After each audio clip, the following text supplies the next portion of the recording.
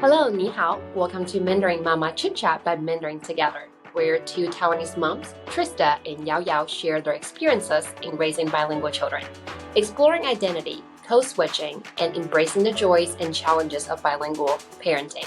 Come along with us on this exciting journey.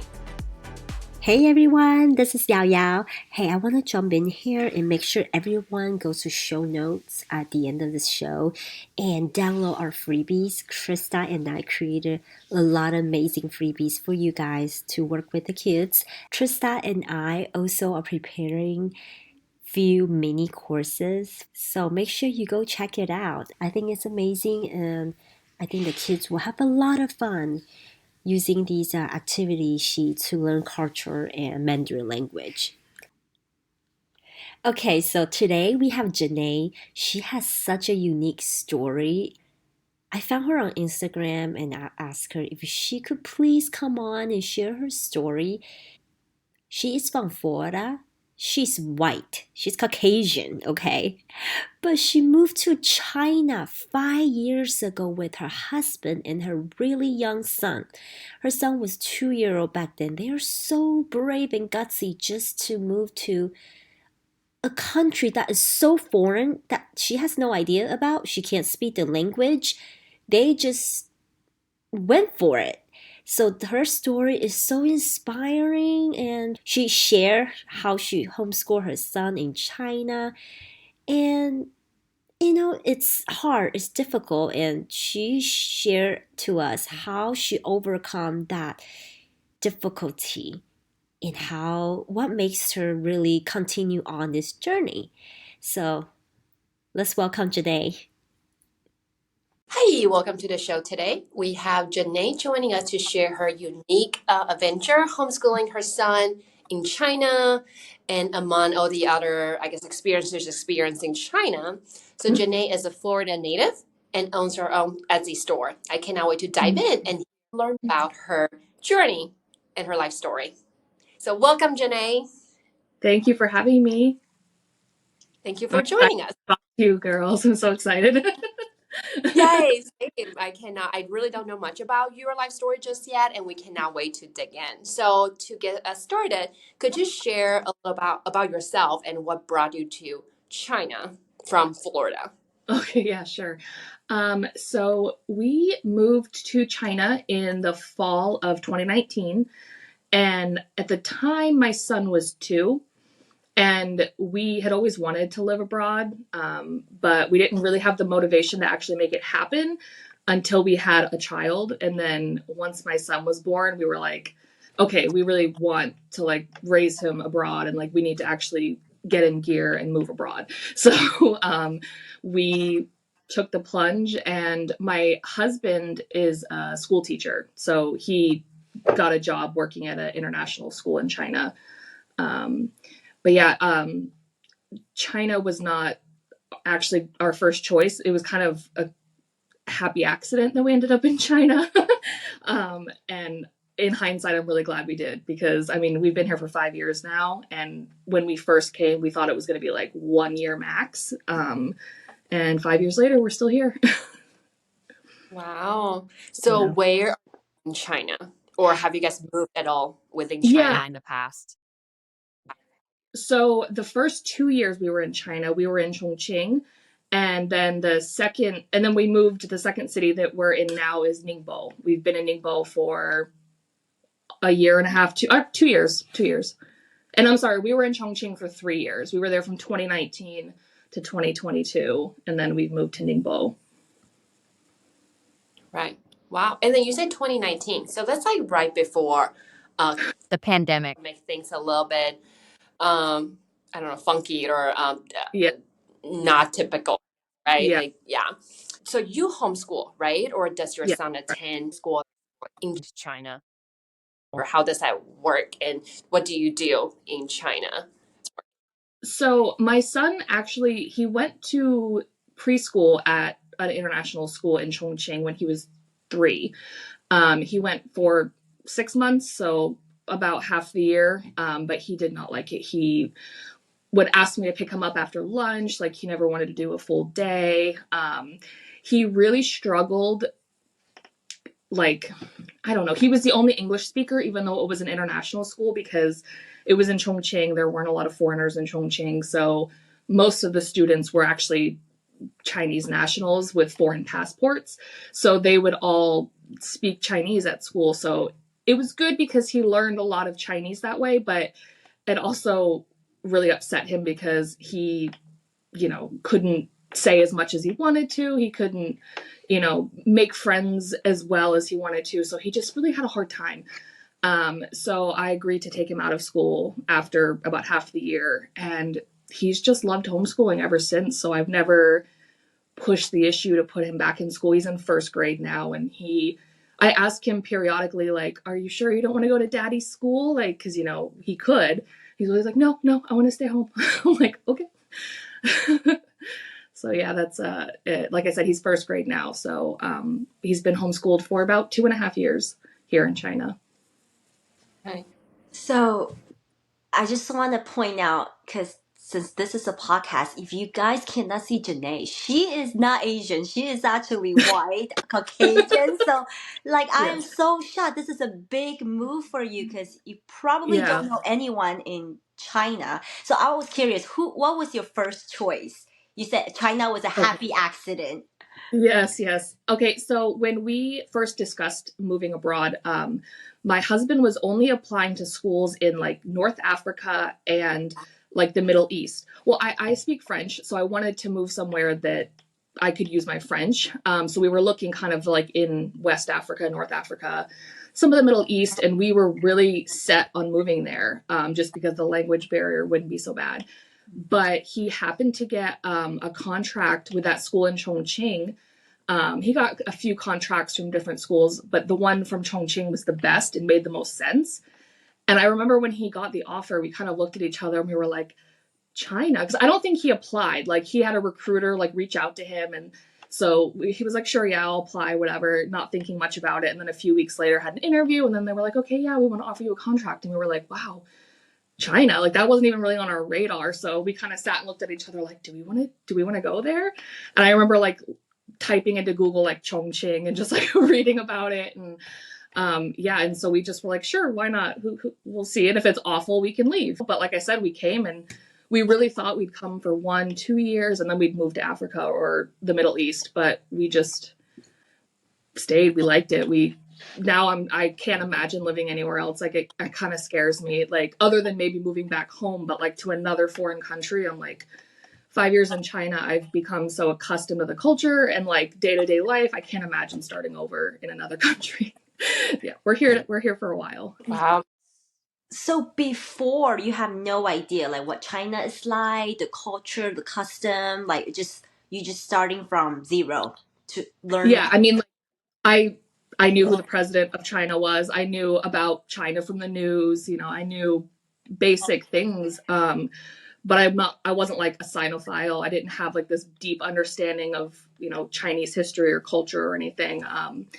And yeah, so when we moved, we did a lot of research beforehand because we didn't know a lot, so, but it worked out. So What is your husband's background? Like, what did he teach and what does he teach now? So in America, he was a teacher for 8 or 9 years before he moved to China. And he was a history teacher, secondary, so middle school, high school history teacher. And so when we came to China, he started in Chongqing teaching history. And now here in Ningbo, he's moved to computer science. So now he teaches computers. But he taught history for like 10 or 11 years, which he kind of moved away from it because in China, it's kind of, even an international school, quite difficult to teach history the way he wanted to. So he was kind of happy to move away from that subject and move to computers. That's amazing too, though, from history to computer science. I feel like. Yeah, it's definitely a big jump, but he's definitely happy with the change. Right. And he just teaches everything in English, I'd assume, because it's an international school. Yeah, definitely. Obviously, I mean, the kids at his school, they have a lot of ESL support, but I would say at least 60 to 70% of the kids have a really good grasp of the English language. So he does all of his teaching in English. Wow. So I know you guys, China wasn't on the radar, and then before you guys went to move to China, you did all the homework. But I'm sure reading, right? Yeah. Reading about the versus living in the culture can be or is very different. So could you share with us some of the maybe culture shock or some things that was, I guess, surprising or Yeah. unexpected to you? I think my biggest culture shock was the squatty potty, like the Eastern style toilet.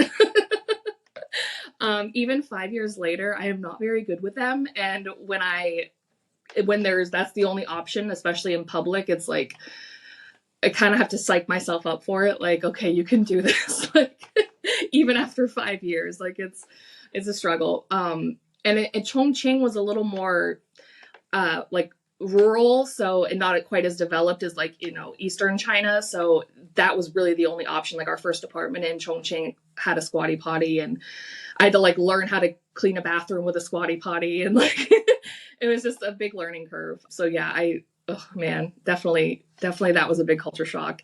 And yeah, just I don't know, it's really hard because we moved here just like 3 or 4 months before COVID happened, and COVID in China was extremely difficult. So I kind of feel like almost like it was the first like year or two we lived here was almost just like a blur, and we spent most of it at home. And that in and of itself was sort of a culture shock. China's response to COVID and the way that things were enforced here was, I don't want to say like a wake up call, but it just kind of showed me where I moved, like, and just how things are done here. And that whole experience was its own sort of culture shock because their response was so different from many other countries. And I kind of was stuck here in China watching everyone else do it differently, respond differently. And yeah, so that was definitely really hard too. Yeah, I'm glad you mentioned that because not because I've seen news and stuff. I was not in China during the Yeah. whole pandemic era, I guess that time. But I guess what make you guys, because you say the first 2 years were blurred, right? Like what confirms, or I guess I'm not sure the word to put it, like not like why didn't you guys leave, but just like what is Yeah. something I like was so appealing to you guys, you made it your home Hmm. for with your son. Yeah. Yeah, we got that question a lot during it, like from family, especially like just leave. But honestly, at a certain point, especially at the beginning, like I want to say like February 2020 until like July 2020, there weren't flights out of China. You couldn't leave. So we had no choice but to stay. There was like a brief window, I want to say, because the pandemic really started in China in December 2019. It didn't really reach everyone else until January. So I want to say from like Christmas until mid-January, there was a window where people were kind of assessing the seriousness of it and whether they were going to go or stay. And if you didn't go during that brief window, you had to stay.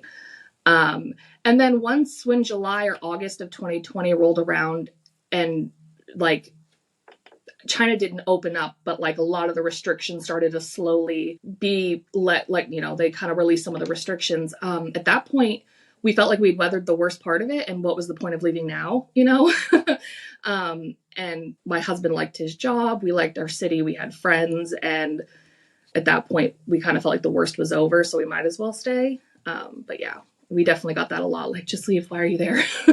You're crazy for staying. But That's awesome though. You have such a like optimist mindset too, and I'm sure having like building your own having your own community there helps a lot too because oh, you were yeah. to go else. I guess instead of coming back to America, you would have Mm, started all over the yeah. As a kid. kid. It can be really hard too. So you homeschool. Do you have like a homeschool community there too, or just mainly just you teaching your son? Like how does that So, work? as far as other homeschoolers in Ningbo, there aren't any that I'm aware of. I am in a WeChat group for homeschoolers in Shanghai, but that's like Shanghai's like 90 minutes from us, so they'll do meetups and things like that. But I'm kind of too far away to do that a lot. Homeschooling isn't allowed in China if you're from China, so locals, there's not any local kids that are homeschooled. Um, so basically it's just me. He does take Mandarin lessons, so I outsource that. to a tutor, and he does extracurriculars. He did kung fu for a while. He does swimming lessons, things like that. But as far as like actual academics, it's just me and him. Yeah, that's amazing that you're taking on this job. Yeah. Well, I have my husband's help. My husband does some as well. It's not just me, but yeah. So for homeschooling, you choose your own curriculum, right? Like, how did you choose, and what are you using right now?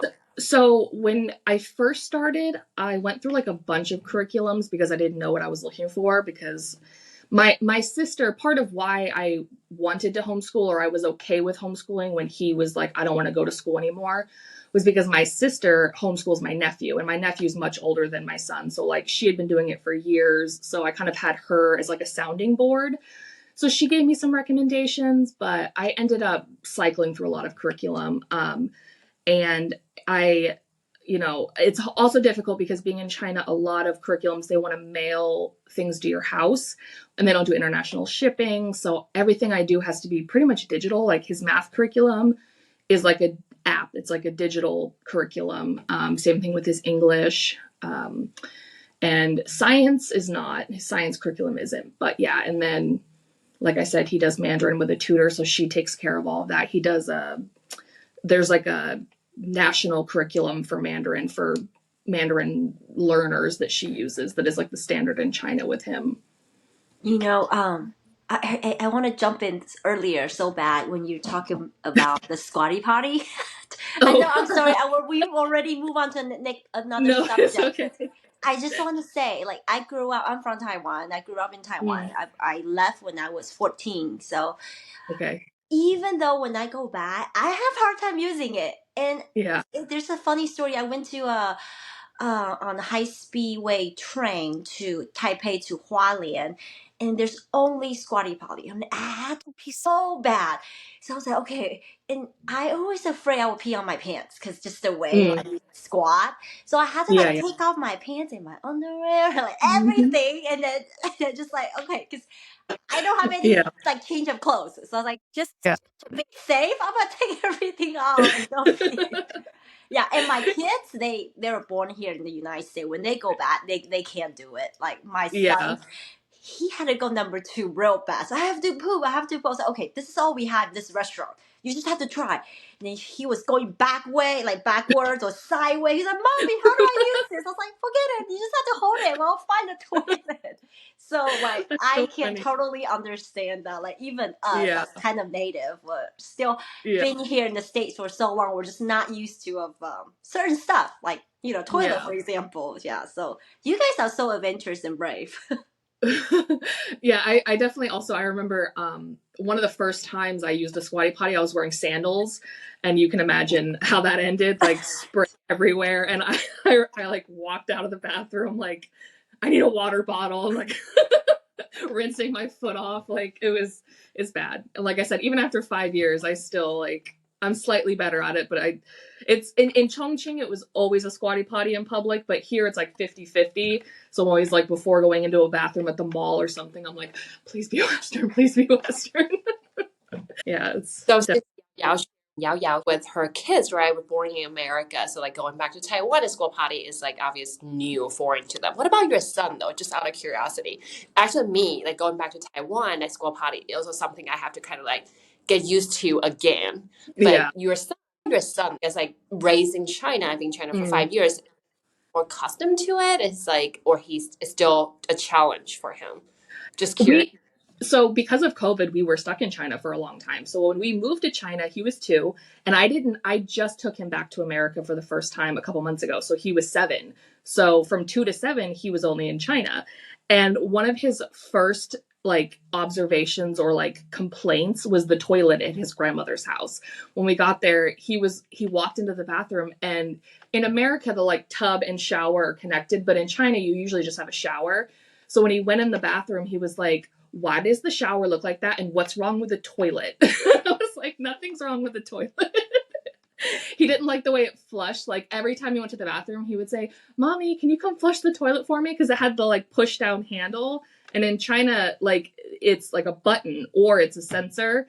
So he was like, what is going on? So he definitely noticed a difference between the toilets, but he's comfortable with both a squatty potty and a Western toilet. He's kind of accustomed to both, I guess.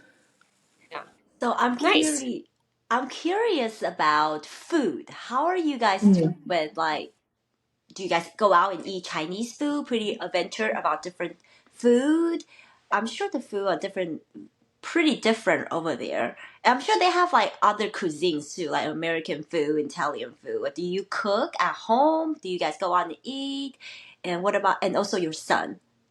Mm. So the first 3 years we were here, we were in Chongqing, and like I said, Chongqing's kind of, I don't know if you're familiar with it, but it's kind of rural. Like, I mean, it's a big city, but it's the mindset of the people is kind of, it's more a lot of farmers, and Western restaurants don't do well there because people are kind of just set in their ways with like Chongqing hot pot and things like that. And I remember when I first moved to Chongqing, everything was so spicy to me. Like I couldn't eat anything, and I hated spice in America. I was never a fan of it. But after 3 years in Chongqing, I love spicy food. Chongqing noodles are like, I eat them for breakfast like 3 days a week. I love spicy noodles, spicy hot pot. And I feel like I can't eat food in China without like dumping chili oil on it now, or else it doesn't taste like anything to me. I love spicy food, which was a big like change for me because I did not like it in America. My husband and son are not crazy about Chinese food, and I wouldn't say I am either. I it's gonna sound silly, but in America, Chinese food is like Cantonese usually. If you're gonna find like authentic Chinese food, it's gonna be Cantonese. And so I thought Chinese food all over China was going to be like that. And it's not even remotely. So that was an adjustment because when I came, I was like, oh, I'm going to eat this. I'm going to eat this. And then I came and none of that was here. It didn't exist. I was like, but it's Chinese food. So getting used to the fact that like every province has their own cuisine style, like, because even when we travel or go on vacation, you can't find certain things in other places, like I can't really find Chongqing noodles in Ningbo. This is not really, it's not popular here because people in Ningbo don't like spicy food. So yeah, it's because my husband and son don't really care for Chinese food. I do cook at home a lot. Yeah. And we eat Chinese food periodically, but it's not as much as one would think living in China. I love your embracing the Chongqing because in Chongqing and Sichuan is all the spices, Oh right? yeah, The yeah. chili sauce, and like so proud and so impressed that you just like Yeah, fully embraced I love it. food. Yeah, it's my some of my favorite cuisine now, like Chongqing food. I love it. Love Chongqing food. I don't like spicy food either, but like Chongqing in a mild level, if spice level Yeah. spice is mild. Because but some like funny story to share about my husband. So he is American, Hmm. and then the first time to a Sichuan hot pot here in America, and then I did not prepare him like because it's spicy, but it's different from the heat in America. It's more like Right. gives you a numb Yeah, head. yeah. Yeah. Yeah. And then I didn't tell him that. I don't know why, and he didn't know. So at first, the first time he tasted it, he thought he had some allergic reaction to it. He was freaking out. Oh no, I could see thinking that, yeah, because Yeah. the sensation, yeah. Yeah. And afterwards, I apologized to him and think about it. It just Yeah. yeah, right. But it's like different type of spice that Mm, gives you a different sensation. So yeah, definitely. That's so funny. Yeah. I tried really hard to get my son to like Chinese food, because we moved here when he was so little. So I thought it would be. I was like, okay, well, even if I don't like it, or my husband doesn't like it. If he's raised on it, that's what he'll want to eat. But even from a very young age, he would not eat most Chinese food. He eats when we go out to like a Chinese restaurant. He just gets a side of white rice. He won't even eat like egg rice. He just wants plain white rice. And that's what he will eat. I'm like, okay. Yeah, we make dumplings together a lot. Like that's like our little New Year's tradition. So like he likes to help me. Like we'll make them from scratch. We'll make the dough and stuff. And he loves to help make food, but he will not try it at all. He's like, no, you can eat it. I'm good. Speaking of New Year's, I'm just curious. Do you guys will celebrate? Because Chinese New Year or Lunar New Year is so big in China. Mm. Do you guys follow that tradition and celebrate? Yeah, definitely. When we realized that we were going to stay in China long term, my son was probably like 3. It was after about a year. We kind of went all in on making sure that he celebrated the holidays, Dragon Boat Festival, Moon Festival, like, National Day, all of it, because, he's going to be raised in China. So I was kind of going with the mindset like, you moved from Taiwan to America when you were 14. So you're both, Taiwanese and American. And I wanted him to feel like he was raised here. And so that I wanted him to know the Chinese culture and not just be like a bystander, like actually feel. And he actually used to tell people he was Chinese until he was like 4, which was mortifying. Like people would say, "Oh, where are you from?" Like, they see the little white blonde boy, and he'd say, "Oh, I'm from China. I'm Chinese." And they'd be like, "No, you're not." And he would be like so upset, like, "Yes, I am." But so anyway, we really wanted him to know all of the traditions and understand the culture. So we like dove in head first with that. And so every year we kind of started our own little traditions. Like he and I make dumplings from scratch every New Year. And my husband's schools have been really good about organizing cultural experiences too. Like last year we went to this like village and did like calligraphy classes and paper cutting classes. And then they did like a big dinner. And then this year we're going to a temple and doing calligraphy and something else. I can't remember. I have to look at the brochure again. So like we just make sure that we like really celebrate it. I'm sure it's like over the top for some people, but I just, at least when he's younger, I want him to really like be immersed in it so he like understands all the traditions and customs. Because yeah, I can't have him be an adult and tell people he was raised in China and then be like, "Oh, I don't know anything about the culture." Like, so yeah, so we're excited. He loves Lunar New Year. He always like every year when it, the new animal, like I think maybe like 3 or 4 months ago, he realized it was going to be the year of the dragon. So then he was like, "Okay, so then what's after that?" And he asks people what their animal is. Like he's really into the zodiac. It's funny. Is he pretty fluent speaking Mandarin now since he's a first grader? So when we lived in Chongqing, we had a housekeeper who would speak to him in Chongqinghua, and he had a really good friend in the complex who didn't speak English, who also spoke Chongqinghua, and neither of them really spoke Mandarin, so he was exposed to a lot of that at a young age. So when we actually moved to Ningbo and I had the tutor start coming and tutoring him, she kind of had to like break him of a lot of Chongqinghua, and so he knew like how to count, and there was a lot of basic stuff he could do. But so we've been in Ningbo about 2 years, and his Mandarin he's pretty much forgotten all of the Chongqinghua because he hasn't used it. But his Mandarin reading level is higher than his English reading level, but he will not speak. Like he's very, very shy. Like he will only talk to his tutor, and she'll take like audio recordings of him for me, like, on the down low because he gets really embarrassed. And if he finds out that she sent me videos of him talking, like he gets really mad. He's like, "I'm so embarrassed. I don't want anybody to hear me." He's very shy with it. Do you think you think because he feels like he's not good at it, that's why he's kind of shy? I don't know. I honestly, I don't know the psychology of what's going on in his brain. I think it could be a lot of things. I know that because he is a little white boy, he gets a lot of attention here, and it makes him very anxious. Like he has a lot of social anxiety because, every time we leave, somebody somewhere is taking a picture or like touching him or, things like that.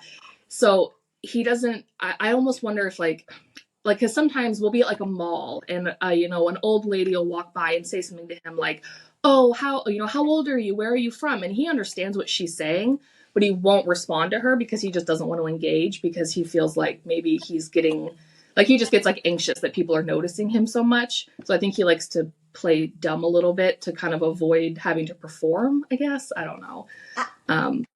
I guess that's another culture shock because I don't Yeah. think people do that in America. Like you can't touch someone No. else's kid. No. No. And that was actually something when I just took him back to America a couple months ago, and he hadn't been in 4.5 years. And when we were standing in line at customs in Los Angeles, he turned and looked at me and he said, "Are people going to be really impressed that I speak English?" And I was like, "No, not in America. Nobody cares you speak English." That was like his first question. I was like, "No, everyone here speaks English." It was funny. But yeah, he definitely struggles with all that like extra attention and stuff. He's had some pretty crazy things, especially in Chongqing. Not so much here, but he's had some pretty crazy things like in public happen with people like swarming him, or especially when he was really little, like 2 or 3. So I think he's kind of a little traumatized. So yeah, I think I worry that he has like negative associations with the language sometimes because of that, but it is getting better the older he gets. Wow, it's very interesting hearing all of these for Yeah. sure.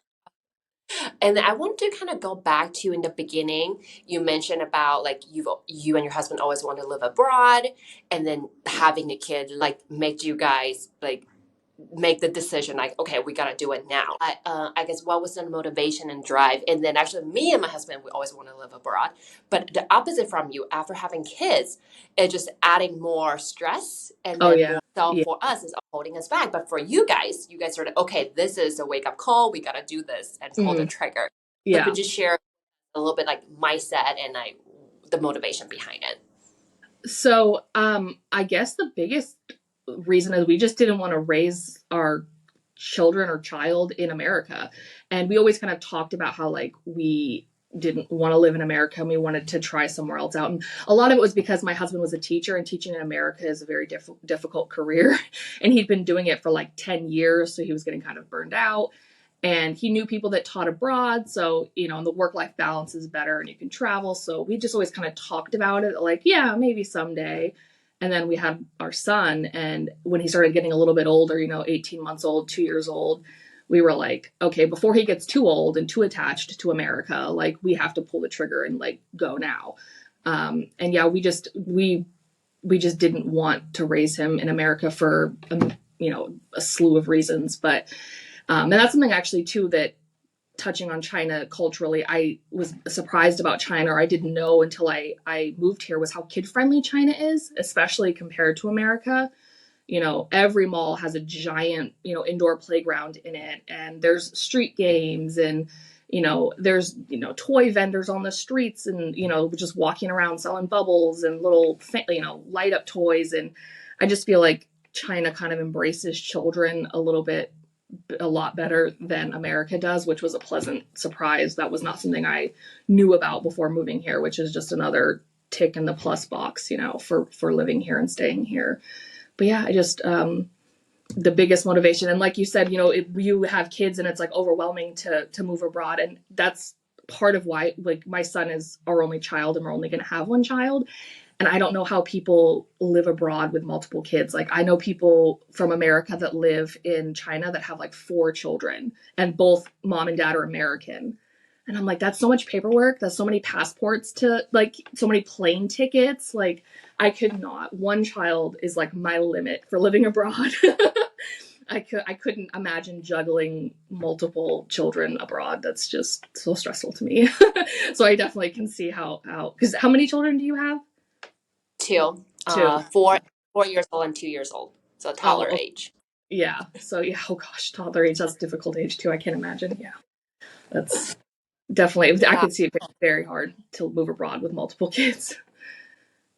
So I see on your Instagram page, you say world schooling as well, right? Like Mm, I know you're homeschooled. World schooling is like, I guess you country hub, or you like travel to yeah. different parts of the world. Just curious, like for your, I guess, long-term plan or foreseeable future, is that something you guys are thinking? Like for example, your husband teaches at international school. I know like some Mhm. teachers with like international school hopping too. Is Yeah. there something in mind? So when we first came, we thought we were going to do that. And that's why, we thought, yeah, okay, if China, we didn't think we'd go there, but if after a year or two we don't like it, we'll just leave. We'll go somewhere else. But now that we've been here for, 5 years, and especially this is my child's home, like he did not enjoy going to America. He was happy to come back to China. I don't want to take him from China, so I don't think we will leave. But as far as like world schooling, what I like to do is plan our like if we're going to take a vacation somewhere. For example, we're going to Japan this summer, and we're going to Osaka, and then we're going to go to Hiroshima. So I plan on, before we go to Japan, to do like a unit study with him on those places and learn about those places, and then go, and then he can experience them firsthand. And we do that, with COVID, we couldn't leave China for like almost 3 years, because if you couldn't get back into the country if you left once they started allowing people to leave. So we did a lot of traveling within mainland China. We've been to like 10 cities in China. And so I would do the same thing. Like we would learn about the city and the food and the culture and the landmarks, and then we would go and actually like experience it. And then now that we can travel a little more freely, I've been, planning going to other countries. So yeah. So if I hear correctly, you say you guys are not gonna leave. Yeah, you guys are staying. No plans. No. We're gonna stay here until my son is 18 at least. Yeah. Just because I don't know. I know a lot of people who, like you said, international school hop and, things like that. And you'll meet kids that are like third culture kids that are from like 5 different countries. I feel like there's enough trauma having 2 cultures, and being, an immigrant child, especially like, because I know people use the word expat. An immigrant usually means you're going to like stay forever, but in a way we are immigrants, and he especially moving here so little and being here until he's 18, 19, older. If he goes to college here, he'll be Chinese in a sense, not ethnically but culturally, and I just don't want to take that from him. I don't want to move to Thailand and be there for a few years and then move to Vietnam or move to the Middle East, and I don't know, I just feel like that's really hard for a kid. Yeah, I can see that because Tristan and I always talk about, because I have 2 kids too, 11 and 8, and Okay. even though we're not moving around, but I'm from Taiwan, but they're born here, right? So it's like those identity issue. When we go Mm-hmm. back, she'll be like, "Mommy, I feel more American." But what do I tell people I'm from? I'm half Taiwanese or half American. I was like, no, no. Like they kind of struggle that like little kids. So I can imagine. Yeah. Okay, now you're in China, but he is actually American, living in China, and then moving to Mm-hmm. like Thailand or Vietnam. Like it will be so. Maybe it's good for the future. I don't know. Like knowing all this culture, Yeah, but on I mean, paper. when they're Yeah. when they're little, it's like, who am I? Like where am I Yes, really for from? So sure. I can get that. Yeah. Yeah. And I think that's like, I said my son used to tell people when he was a lot younger that he was Chinese. COVID sort of changed that, because he would ask why we couldn't go visit grandma in America. And I would say, well, if we leave, we can't come back because we don't have a Chinese passport.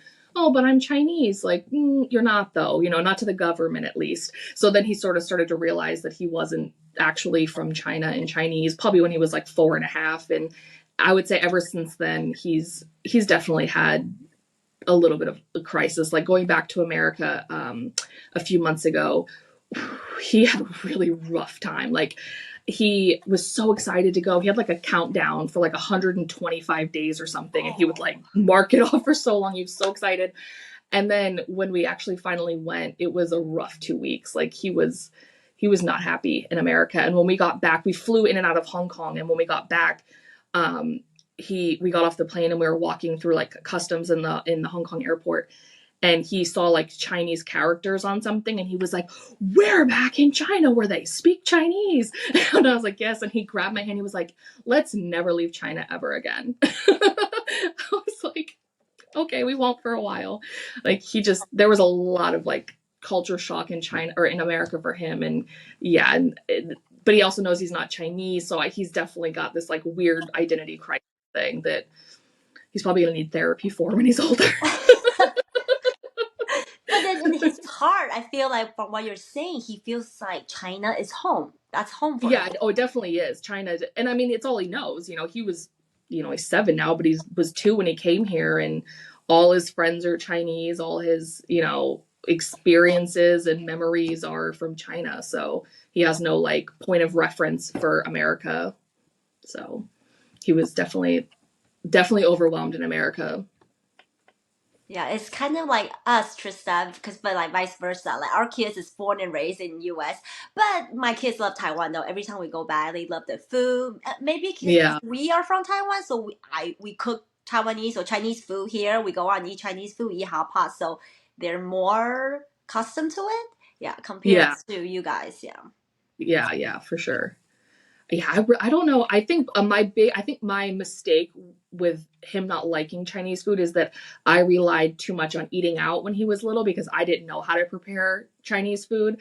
And if I had been able to actually like cook Chinese food at home, maybe he would be more receptive to it. But yeah, he's chicken nuggets and white rice kind of guy. Hey, but I have to say, cooking Chinese food is hard compared to Yeah, like yeah. Italian, like putting a spaghetti together or like There's so many ingredients in a yeah. lot of dishes. Yeah, a lot of prep work and a lot of ingredients. Yeah. I'm on like Little Red Book, you know, the app Little Red Book. I'm not sure if it's popular in Taiwan as well. And I follow a lot of like Chinese food bloggers and I'm just like, oh, I can make this. Looks good. And then I start watching the video and they've got like 15 ingredients and I'm like, okay, nope, not making that. Way too much prep work. Oh, yeah. So now, after asking so many questions, I kind of want to like talk about you. So, like in the intro, I mentioned you own an Etsy store, right? Hmm. So, share a little bit about that because I know you homeschool, and I'm sure you have so many resources. Would you want to talk to us about the resources you offer and like your Etsy store? Yeah, sure. So I, for a couple of years, have been working on like unit studies and because when I like if we're gonna do like Japan for example, I said this summer we're gonna go and I'll end up basically making my own unit study for it because it's kind of hard if you just type in like unit study for a primary age kid on Hiroshima, you're not going to find anything. So I usually have to make my own unit studies for certain things that we learn. And I just realized one day I'm like I could probably like sell these, you know, because a lot of them are pretty thorough and in depth. And so I have accumulated all of these like unit studies that I've created since he was in kindergarten. And I just opened my Etsy shop a few weeks ago. So I only have a few that I've managed to get uploaded, but I have about 15 that I plan on 15 or 16 right now that I plan on getting uploaded. And there's some Charles Darwin like evolution ones. There's I've got a bunch of Magic Treehouse book literature unit studies. I have one that I did when he was in preschool about the animals of China that I'm working on getting edited and uploaded.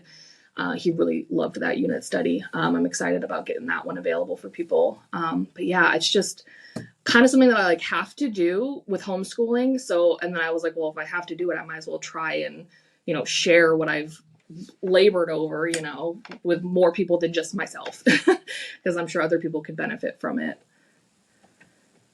Yeah, that sounds awesome. I need to check out your Etsy shop sometime because they all sound very appealing to Yeah, me. Yeah, yeah. and we'll also make sure we'll link your Etsy shop in our show notes. So if people want it, they can Okay. use the link. Yeah. Oh, yeah, definitely. So where can we find you? So Or my homeschooling Instagram is 27th State Academy. And that's my Etsy shop name as well. It's in North Carolina, which is kind of a roundabout thing, but we lived in North Carolina for a little while. And in North Carolina, you have to register your homeschool with the state. It has to have a name. And so we named our homeschool with the state that because we're from Florida, and Florida was the 27th state admitted to the United States. So that was the name wow. that we went with for our homeschool. So you can find me under 27th State Academy. Okay, so I do want to ask one more thing. Can you just I feel like homeschooling is hard. Learning a new language is hard. Embracing a new Mm. culture is hard. Embracing the identity piece. And a lot of, even for a lot of parents here in the States, you know, try to kind of pass down that culture and have their kids to embrace their identity and to learn Mandarin. Can you just share like encouragement with all the parents out here, all the listeners? Yeah, Yes. I mean, it's extremely difficult. It's really hard and it can be really lonely sometimes, especially if you don't have like the support system or community. And I don't know. I see anytime I'm like, oh, this is a struggle, or he's having difficulty with Mandarin, or he's got, self-esteem issues with speaking with people, but then he'll do something or he'll read me something in Mandarin or he'll help me with something. And I'm just like, oh, it's been worth it. Like I just cling to those little moments between the struggle. And like, I'm just like, okay, yes, this is why we're doing this. This is why we, the tears over the Chinese homework or just, I don't know. Anytime I have those moments of like clarity or moments of where I'm just like, wow, he's impressing me, I cling to those so hard so that the next time there's a meltdown or the next time I'm like, why am I doing this? This is crazy. Because there's been times where we've thought, well, maybe we should just drop Mandarin and maybe pick it back up in a year or something like that. And then I'm just like, I have to tell myself and think of all the moments where he made me proud with his learning, progress, or, when it came in handy for him or it helped him. I'm like, no, we've got to keep going. We can't stop because it's such a great skill to have. And I know it's easier said than done, but it is so worth it to just like stick it out. That's awesome. I have no doubt he will speak Mandarin really, really soon because you guys are living there. It's like my kids, and well, but maybe not Trista because her husband doesn't speak Mandarin, but my husband and I, we speak Mandarin at home. So it's like 0 to 5 before kindergarten, my kids speak Mandarin only. And then I'll be thinking like, okay, will they be behind in English? Should we start teaching them English? Once they go to elementary school, it's just like that, like months. They just start speaking English and there's no way back. And then Mandarin starting smaller. Yeah. I have the similar worry, but opposite, because like I said earlier, his Mandarin reading level is much higher than his English reading level because his tutor places a lot of emphasis on character recognition. And so he might not understand what he's reading, but he recognizes all the characters and how to say them, but he might not know what they mean. And so he can read books that are for like 2nd or 3rd grade Chinese kids, but he might not understand all of it. He cannot read a book for a 2nd or 3rd grade English speaking kid, fluently like he could Chinese. So I'm hoping that the speaking kind of follows soon because he's got the reading confidence. He just needs the speaking confidence. He will. Thank you so much for coming on. I love your story. It's so inspiring for us. Thank you. You guys are so sweet. You guys are so brave and adventurous. Just such a I don't know if I can do that. Like taking on my own, maybe, but like with my kids, going out of a different country, totally different culture and language is so hard and difficult. Yeah. It's been an adventure for sure. Worth it. Yes. You guys are rocking it though, from what you've shared. You guys are rocking it. Thank you. Oh. All right. Well, it was nice sharing with you ladies. Thank you. Hey guys, thank you for listening. Isn't Jenay so inspiring? I love chatting with her. I hope she brought you value, insights, and encouragement. I love her bravery. I love her possibility. It's so contagious. I just love her. Hey, if you guys like our podcast, would you please make sure you subscribe so you get all the new updates? Your support helps us to reach more people and spread awareness about the importance of raising culturally aware Mandarin-speaking kids and help them connect with their roots and foster a sense of pride in their identity. Plus, it means the world to us. Remember, you are an important part of our community. We value your feedback, suggestions, and any ideas. If you have any topics or guest speaker recommendation, please reach out to us. We want to hear from you. Thank you again for joining us. Together, let's continue to create a vibrant and culturally rich environment for our children. Don't forget to check out our show notes for the link to download our freebie. Bye!